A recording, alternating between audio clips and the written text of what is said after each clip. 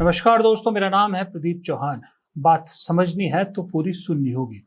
और दोस्तों, बात आज ज़रूर समझिएगा। समझना इसलिए ज़रूरी है कि राजनीति में बहुत बार आपकी जो पॉपुलैरिटी होती है, या आप जितने बड़े जनसेवक हैं या जननायक हैं या लोगों के बीच रहने वाले, कई बार अपने सामने जो दुश्मन है, आपका जो प्रतिद्वंदी है, उसको हराने के लिए उसी की भाषा में जवाब देना बहुत ज़रूरी होता है। और उसके लिए राजनीतिक रूप से अच्छा इंसान की जगह ये राजनीतिक दिमाग शातिर होना बहुत ज़रूरी है, शार्प होना बहुत ज़रूरी है। और ये बखूबी अगर कांग्रेस में कोई है जो बहुत सही तरीके से बीजेपी और संघ को पहचानता है, जो दिमाग, उस दिमाग का नाम है सोनिया गांधी। जी हाँ, सोनिया गांधी भले ही अपनी सेहत की वजह से फिलहाल इतनी डे टू डे पॉलिटिक्स में हिस्सा नहीं लेती, लोकसभा का भी उन्होंने चुनाव नहीं लड़ा, इसीलिए राज्यसभा के जरिए संसद में पहुंची है। लेकिन सोनिया गांधी के पास जितना शार्प पॉलिटिकल दिमाग है, पूरे देश में इतना शार्प किसी के पास नहीं है।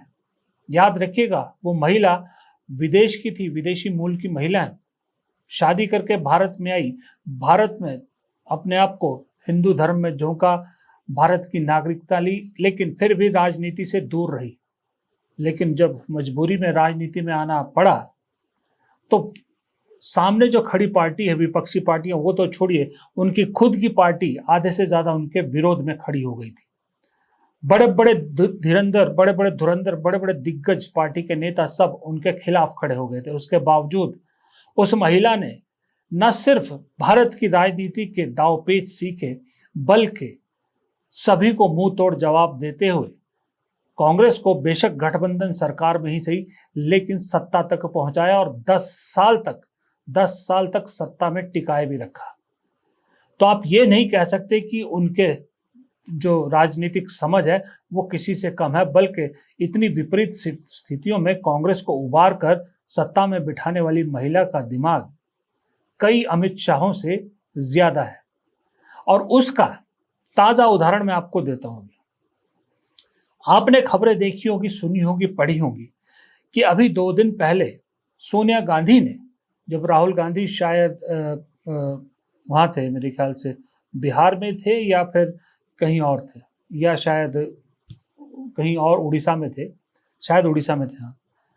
तब सोनिया गांधी ने जितने सांसद हैं कांग्रेस के, उनकी एक बैठक बुलाई थी। सांसद, राज्यसभा, लोकसभा, जितने भी सांसद हैं, और ये बैठक बुलाई थी जो 21 जुलाई से मॉनसून सत्र संसद का आ रहा है, सदन का, उसकी रणनीति को लेकर उन्होंने बैठक बुलाई थी।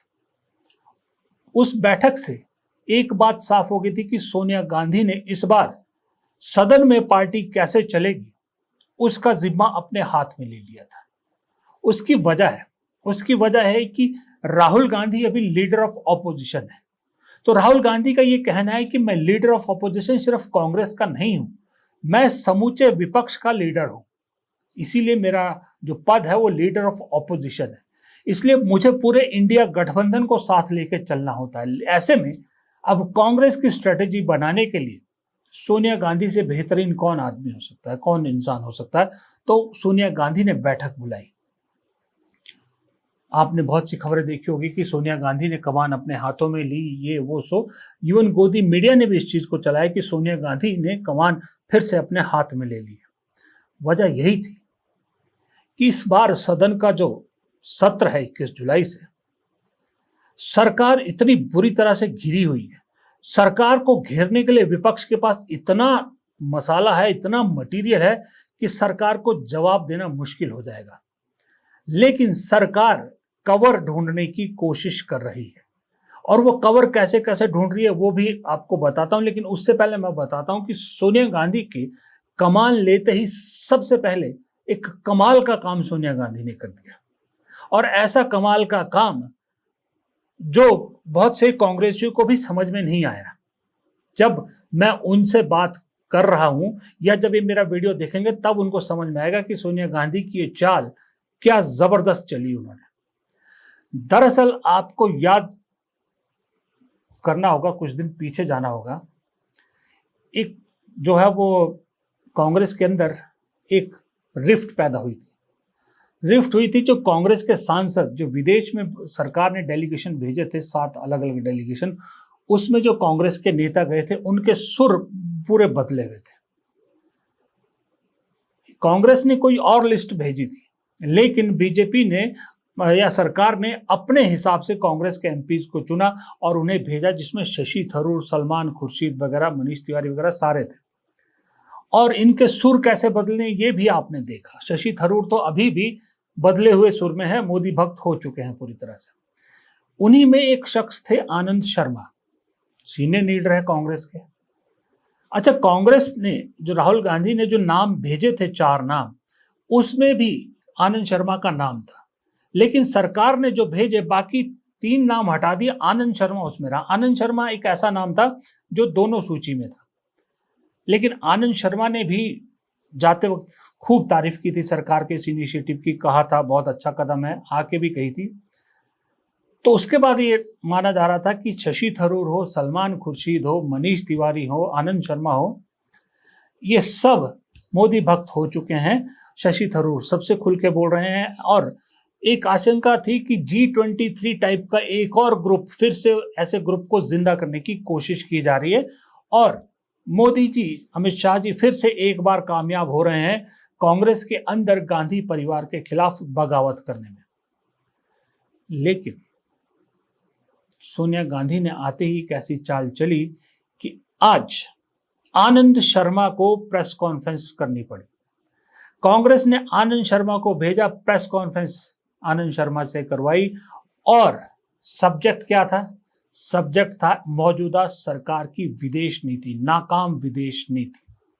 और आनंद शर्मा ने, वही आनंद शर्मा जिसको सरकार अभी इतने देशों में घुमा के लाई थी, वो आनंद शर्मा ने कहा कि जो मौजूदा विदेश नीति है ये सबसे फ्लॉड विदेश नीति है और आने वाले संसद सत्र में इस पर बहस होना जरूरी है। एक देश जो लंबे अरसे की पराधीनता के बाद, गुलामी के बाद आज़ाद हुआ, उस देश भारतवर्ष की आवाज़ दुनिया सुनती थी, क्योंकि हमारे पास सबसे बड़ी शक्ति हमारी नैतिकता की थी और मानवता की आवाज़ की थी। आज वो दोनों कम हुई हैं। विदेश नीति के लिए ये भी आवश्यक है, जब अपने राष्ट्रहित को आगे लेकर चलते हैं, उसके पीछे एक आम सहमति देश की रहती है। जैसा मैंने बताया, पूरे देश का कंसेंसस साथ चलता था। वर्तमान सरकार ने उसको कमज़ोर किया है, एक तरफी फैसले लेके जो हमारी कूटनीति और विदेश नीति से संबंधित है, उस पर विराम लगना ज़रूरी है राष्ट्रहित में। सरकार को देखना है कि किस तरह से वो इस पे विचार करे, आत्मनिरीक्षण करे, वास्तविकता को स्वीकार करें और जो देश के बड़े दल हैं उनके नेताओं के साथ बैठकर भी विचार विमर्श करें। इसलिए हम ये भी आवश्यक समझते हैं कि आने वाले संसद के सत्र के अंदर विदेश नीति पर और जो समस्याएं या चुनौतियां जुड़ी हैं आज, वो भारत के लिए भी हैं, विश्व के लिए भी, उसके बारे में भी व्यापक चर्चा हो। अब आप सोचिए, बीजेपी को उम्मीद थी कि ये 4 सीनियर नेता तो कम से कम सदन में सरकार के आतंकवाद पे की गई कार्रवाई, सरकार द्वारा पाकिस्तान के खिलाफ की गई कार्रवाई, फिर सीज फायर, फिर विदेश नीति, फिर ये जितने भी मामले जिस पर सरकार घेरेगी, उन सब में कम से कम जो विपक्ष के बेंच पे जो सांसद गए थे उसमें कांग्रेस के सबसे सीनियर थे, तो ये 4 तो सरकार पर हमला नहीं करेंगे। लेकिन सोनिया गांधी ने ऐसा दिमाग चलाया कि सबसे पहले इस सो कॉल्ड G23 के लोगों को ही आपस में भिड़वा दिया। अब बताइए, शशि थरूर भी उसी विदेश दौरे पे थे, आनंद शर्मा भी वहीं थे, मतलब आनंद शर्मा दूसरे देशों के दौरे पर थे, सलमान खुर्शीद एक तरफ थे, मनीष तिवारी भी थे। अब आनंद शर्मा विदेश नीति पर सवाल उठा रहे हैं, शशि थरूर तारीफ कर रहे हैं। अब ये एक दूसरे को ही, यानी शशि थरूर को जवाब देने के लिए आनंद शर्मा को उतार दिया मैदान में। तो इसका मतलब अब शशि थरूर ज्यादा बोलेंगे तो आनंद शर्मा से बहुत कुछ और बुलवाया जाएगा। यानी जो कोशिश की जा रही थी कि कांग्रेस में फिर से एक डिवीजन किया जाए, उसको तो फिलहाल सोनिया गांधी ने संसद सत्र से पहले ही निस्तो नाबूद कर दिया, आनंद शर्मा को सरकार के खिलाफ प्रेस कॉन्फ्रेंस करवा के। अब ये सरकार देखिए क्या क्या बचने की कोशिश कर। सरकार जानती है विदेश नीति पर सदन में खूब हंगामा होगा, खूब सवाल पूछे जाएंगे, कोई जवाब उनके पास नहीं है। सीज फायर को लेकर सवाल पूछे जाएंगे, चीन के रोल को लेकर सवाल पूछे जाएंगे, ट्रंप के जो है वो रोल को लेकर सवाल पूछे जाएंगे, किसी भी देश का भारत के साथ ना खड़े होने को लेकर सवाल पूछे जाएंगे। अभी हाल ही में हमारे विदेश मंत्री एस जयशंकर के चीन दौरे के दौरान राष्ट्रपति शी के सामने पाकिस्तान के विदेश मंत्री के साथ बैठने को लेकर भी सवाल पूछे जाएंगे। अब इन सब सवालों का आज की डेट में आप जानते हैं सरकार के पास कोई जवाब नहीं है। ऑपरेशन सिंदूर में कितना नुकसान हुआ, क्या हुआ, उस सब पे सवाल पूछे जाएंगे और प्रधानमंत्री पर सीधा प्रहार होगा। प्रधानमंत्री को उन्हीं प्रहारों से बचाने के लिए अजीत डोभाल को कहना पड़ रहा है कि आप सबूत दिखाइए, एक तस्वीर भी दिखाइए जहां भारत को नुकसान हुआ है। कोई नुकसान नहीं हुआ। लेकिन अजीत डोभाल ये क्यों भूल जाते हैं कि भाई इस सोशल मीडिया के दुनिया में, इस सोशल मीडिया के ज़माने में, इस इंफॉर्मेशन टेक्नोलॉजी के ज़माने में खबरें कहीं छुपती है। बाकी तो छोड़िए, जो पाकिस्तान हमले में जम्मू कश्मीर के पुंछ इलाके वगैरह में जो नुकसान हुआ, लोगों की जानें गई, आप उसको कैसे नकार सकते हैं कि कोई नुकसान नहीं हुआ। उसके बाद जो कांग्रेस ने सवाल उठाए हमारे विमानों को लेकर, हमारे जहाज़ों को लेकर, उस पर आपके सीडीएस खुद इशारों में कह चुके हैं कि ये इंपॉर्टेंट नहीं है नुकसान कितना हुआ, इंपॉर्टेंट ये है कि नुकसान क्यों हुआ। फिर एक और आर्मी के ऑफिसर विदेशी धरती पर कहते हैं कि हमें नुकसान हुआ, वो इसलिए हुआ कि हमें सिर्फ मिलिट्री और टेररिस्ट टारगेट पे जो है वो निशाना बनाने के लिए कहा गया था, सिर्फ टेररिस्ट इलाकों में। तो आपके खुद सैन्य अधिकारी कबूल कर रहे हैं इनडायरेक्टली कि हाँ हमें नुकसान हुआ, और आप कह रहे हैं कि एक तस्वीर दिखाइए। ये सब सिर्फ इसलिए कि सदन से पहले, सत्र से पहले प्रधानमंत्री को बचाने की कोशिश की जा रही, कवर तैयार करने की कोशिश की जा रही।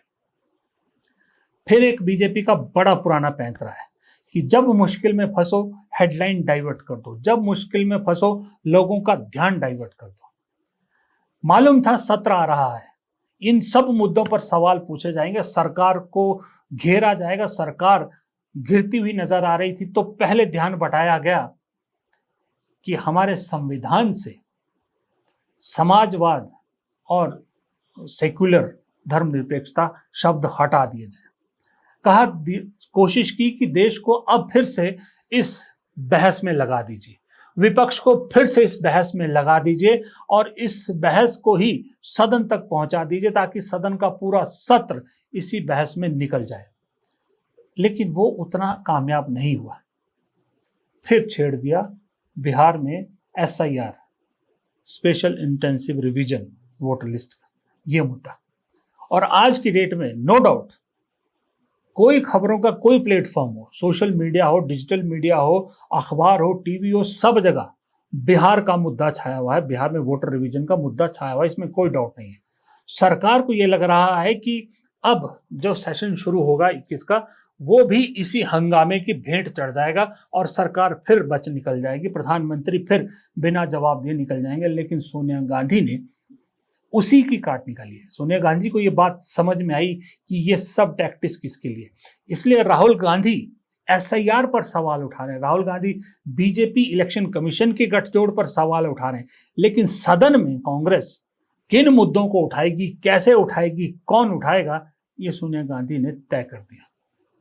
सोनिया गांधी ने उसी लिए सारे सांसदों को उस दिन पूरी तरह से साफ साफ बता दिया कि सदन में किन मुद्दों पर बात होगी, फालतू के मुद्दों पर टाइम वेस्ट नहीं होगा। ये 5-6 मुद्दे हैं, इन पर सरकार को जितना ज्यादा हो सके उतना ज्यादा घेरना है। सभी सांसदों को बुलाने का मकसद ये था कि राहुल गांधी की एक नीति है कि जितने ज्यादा सांसद हो सके कांग्रेस के, उतने ज्यादा को बोलने का मौका दिया जाए, कुछ ही सांसद ना बोले, इसलिए सब सांसदों को बुलाया था। अब आनंद शर्मा तो संसद में है नहीं, अब राज्यसभा मेंबर है नहीं, तो सदन के बाहर, सदन के अंदर अगर थरूर कमजोर कड़ी साबित हो सकते हैं, मनीष तिवारी कमजोर कड़ी साबित हो सकते हैं, तो सदन के बाहर भी कोई चाहिए ना। तो सदन के बाहर उनका जवाब देने के लिए, क्योंकि देखिए अंदर जाके अब जाहिर सी बात है बीजेपी छाती ठोकेगी इस चीज पे कि जो हमने डेलीगेशन भेजे थे दुनिया भर के देशों को, हमने सच्चाई बताई और वो लोग हमारी बात माने। आपको मैं बताता हूं, बहुत से सांसद जो गए थे डेलीगेशन में, हाँ में हाँ ना भी मिलाए लेकिन चुप जरूर रहेंगे, जिसमें कांग्रेस के भी शामिल है। लेकिन आनंद शर्मा सदन में नहीं है, आनंद शर्मा बाहर है, और इसीलिए आनंद शर्मा से आज सबसे पहले विदेश नीति पर सवाल पूछवाया गया कि अगर अंदर कोई फॉल्स दावा किया गया तो उस फॉल्स दावे की सच्चाई बाहर आनंद शर्मा से बुलवाई जाएगी या आनंद शर्मा से ली जाएगी। बेशक प्रवक्ता उसको सामने रखें, लेकिन उस नैरेटिव की काट बाहर आनंद शर्मा है। ये सोनिया गांधी का दिमाग है। इसलिए मैंने कहा कि सोनिया गांधी ने कमान संभालते ही दरअसल कमाल की चाल चली है। फिलहाल इस वीडियो में इतना ही। उम्मीद करता हूँ वीडियो आपको पसंद आया तो मेरे चैनल को, अगर आपने अब तक सब्सक्राइब नहीं किया तो प्लीज़ चैनल को सब्सक्राइब कर लीजिएगा। वीडियो को ज़्यादा से ज़्यादा दोस्तों के साथ शेयर किया कीजिए, हमें बहुत मदद मिलती है। और कमेंट बॉक्स में तो आपके कमेंट का हमेशा इंतज़ार रहता है। नमस्कार।